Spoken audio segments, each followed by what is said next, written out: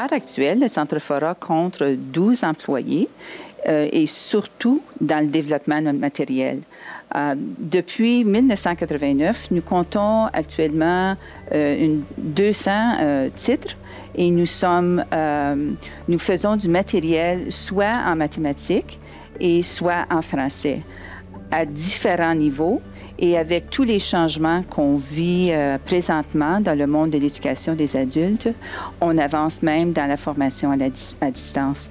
Alors, les organismes dont on dessert, entre autres les centres d'alphabétisation en Ontario et à travers le Canada français, peuvent nous appeler, nous demander pour quel genre de matériel irait avec telle tâche ou tel apprenant, et afin de mieux répondre aux besoins des apprenants adultes. Le plus grand défi dans le développement de matériel est probablement de produire au niveau 1.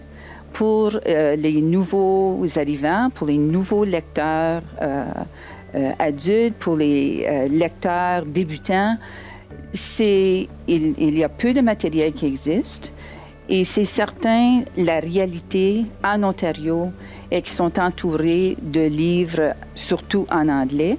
Alors, le grand défi est de produire à ce niveau-là et assurer que les titres sont intéressants, évidemment, les sujets sont intéressants, mais que le contenu, le vocabulaire soit quand même assez familier aux adultes.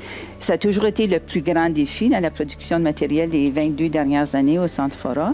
Et le fait qu'on demeure dans un environnement anglo-dominant joue évidemment un facteur et est un défi dans le développement, comme je dis. C'est surtout au niveau du vocabulaire, peut être très varié. C'est évident, un adulte a beaucoup de vocabulaire normalement qu'un enfant quand il débute son apprentissage en lecture. Mais c'est que le vocabulaire peut définitivement varier d'une région à l'autre.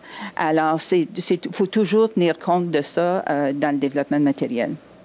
Quant aux compétences essentielles, le Centre Fora se penche évidemment dans le développement de matériel à intégrer les compétences essentielles depuis environ une dizaine d'années.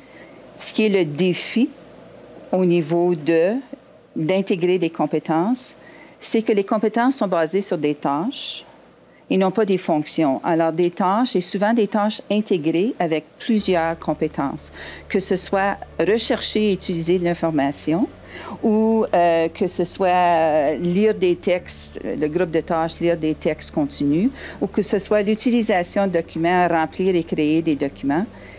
C'est essentiel pour nous, dans la création de matériel, de faire le lien entre ce que l'apprenant apprend et ce qu'il va pouvoir transférer dans son milieu de travail ou dans sa vie quotidienne.